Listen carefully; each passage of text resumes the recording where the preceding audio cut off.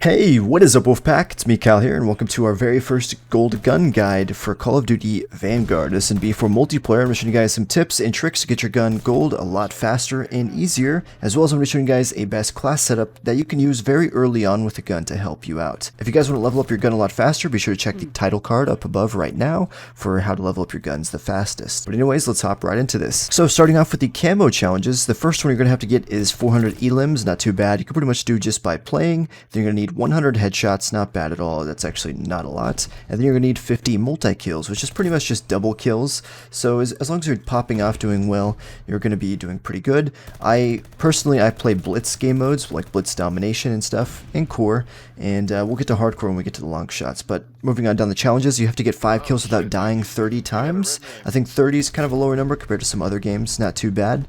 So, just kind of, if you're bad at the game, Blitz is going to be your go-to. There's a lot of people, you can catch people off guard. If you're having a rough time, you can try to stay off the radar, use suppressors and perks like Ghost, Ninja, and flank the enemies. But if that's still not working for you, you can also hop into Hardcore, where everything's basically a one-shot kill, and it will be pretty easy. Just gotta pay attention and be quick reaction time. Now, when it comes to long-range kills, this is where I really hopped into Hardcore. It's not too bad in Core. I will say this gun can get long shots, but it takes a lot of bullets because it's a little bit weaker gun, but it does fire pretty fast. Overall, I really like the gun, though. But Hardcore is where I definitely went to get long shot kills, and it's only 100, it's not too bad. Just keep your range.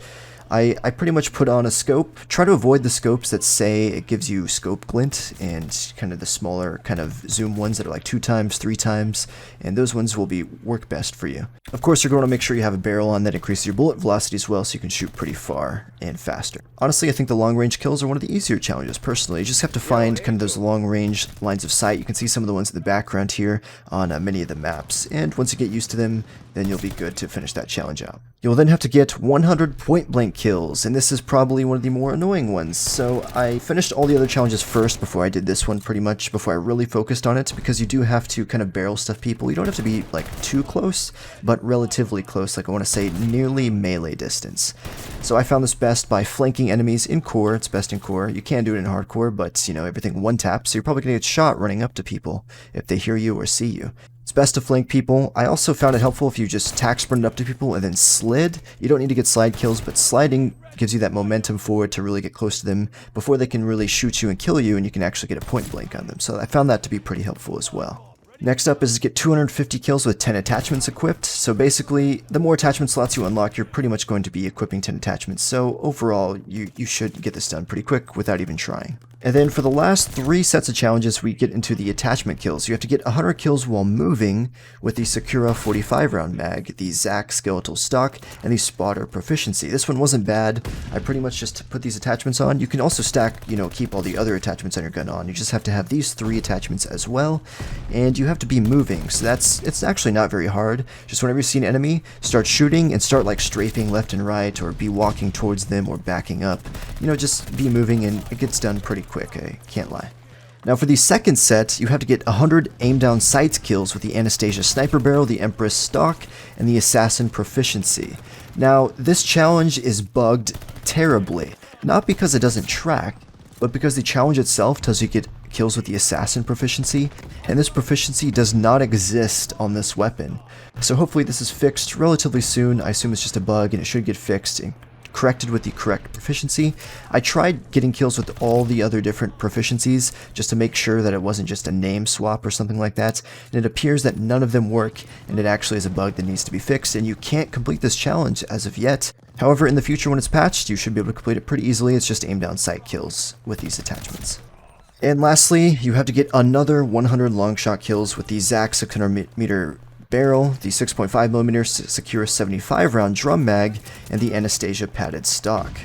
Now this is going to be the same as you did long shots, so pretty much just hop into Hardcore with a low zoom scope and find those long lines of sights to get the kills done here.